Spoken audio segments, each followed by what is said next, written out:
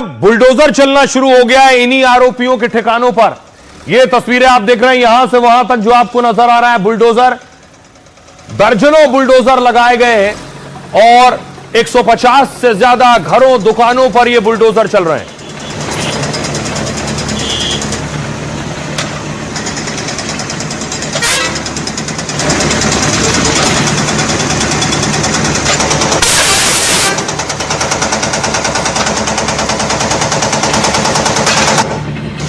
Aerial shot आप देख रहे हैं, यहां बहुत से मकान और घर हैं, लाइन से दुकानें, उन सब पर बुलडोजर चल रहा है।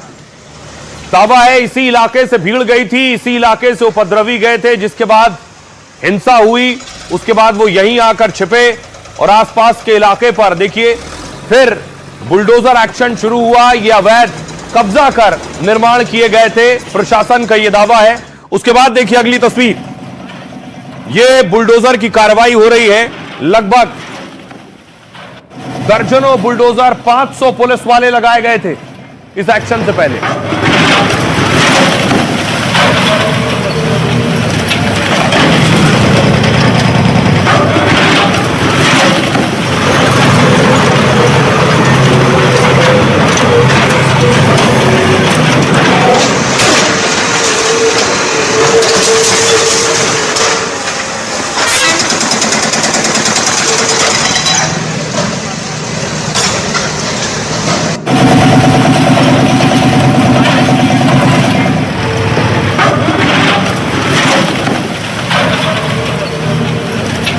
हर राज्य में योगी मॉडल फॉलो हो रहा है और प्रशासन को लगता है योगी मॉडल से ही कानून व्यवस्था संभाली जा सकती है और यही एक लौता इलाज है। किसी गरीब की जमीन पर कब्जा करने का दुस्साहस किया तो ये मान करके चलिए कि अगले चौराहे पर कोई दूसरा ही यमराज का दूत उसका इंतजार भी कर रहा होगा।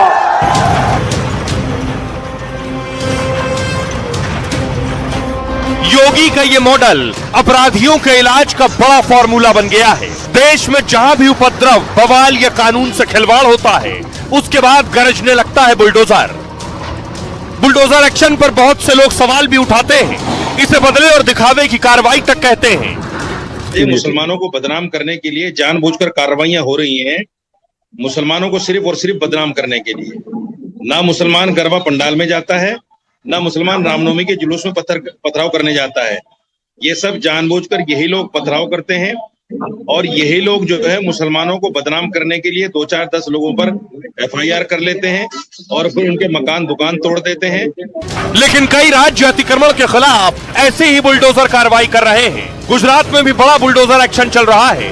दर्जनों बुलडोजर एक साथ चले और सैकड़ों अवैध इमारतों को जमींदोज कर दिया। यह बुलडोजर एक्शन उन लोगों पर भी हुआ जिन्होंने 2 हफ्ते पहले त्योहार पर पथराव किया और दंगे की आग भड़काने की कोशिश की। प्रशासन ने नोटिस दिया और फिर ऐसी कार्रवाई शुरू कर दी जिसकी पूरे देश में चर्चा होने लगी। और देखिए जरा कितने घरों पर बुलडोजर चला है, क्या तैयारी की थी प्रशासन ने और क्यों चला है बुलडोजर। गुजरात के गांधीनगर में 190 दुकान और घरों पर बुलडोजर चला है। अतिक्रमण हटाने 20 बुलडोजर बुलाए गए थे, 50 ट्रक पहुंचे थे तो हड़कंप मच गया। एक्शन पर कोई बवाल ना हो इसके लिए पहले से इंतजाम किए गए थे। ड्रोन, CCTV और 500 से ज्यादा पुलिसकर्मी तैनात किए गए थे और फिर अवैध बनी इमारतों को ध्वस्त करने का काम शुरू हुआ। यह कार्रवाई उन पर हुई जिन्होंने कुछ दिन पहले पथराव किया था। नवरात्र के दौरान कुछ लोगों ने गरबा और गाड़ियों में पत्थर फेंके। अचानक हुए उत्पात से गांधीनगर के पास दंगे जैसा माहौल बन गया था। पुलिस ने कड़ा एक्शन लेते हुए 200 लोगों के खिलाफ FIR दर्ज की, 66 लोगों को गिरफ्तार किया। उनकी परेड निकाली गई और कहा था कि जरूरत पड़ी तो अपराधियों पर और कड़ा एक्शन लेंगे। प्रशासन ने इलाके के 190 अवैध कब्जेदारों को पहले नोटिस दिया और उन्हें 2 दिन के अंदर जमीन के पक्के साक्ष्य देने को कहा, लेकिन 2 दिन में किसी ने भी निर्माण या जमीन के सबूत नहीं दिए तो अवैध निर्माण मानकर उन्हें बुलडोजर से गिराया जा रहा है। यह एक्शन लिया गया। आइए अब आपको सुनवाता हूं, जरा उन्हें सुनिए जिनके मकान यहां हैं, जिनकी दुकानें यहां हैं। भूपेंद्र जी है वो जो अभी कर रहे हैं वो बहुत बढ़िया काम कर रहे हैं और वो बहुत प्रशंसनीय काम है और उन्होंने जो किया वो बहुत अच्छा है। ये सिर्फ यूपी सरकार और गुजरात सरकार नहीं, पूरे देश की सरकार में जो भी हो सबको ये करना चाहिए, तो ही हमारे देश की शांति बनी रहेगी। ऐसे ही उत्तर प्रदेश के अंदर योगी सरकार की कार्यवाही बहुत ही बेहतरीन तरीके से होती है, वैसे ही कार्यवाही गुजरात के अंदर होनी चाहिए। और जितने भी असामाजिक तत्व है, गुंडा तत्व है, मवाली लुक्खे गुंडे हैं, उन सबका सर्वनाश हो जाना चाहिए। ये सही बात है, ये योगी का मॉडल है।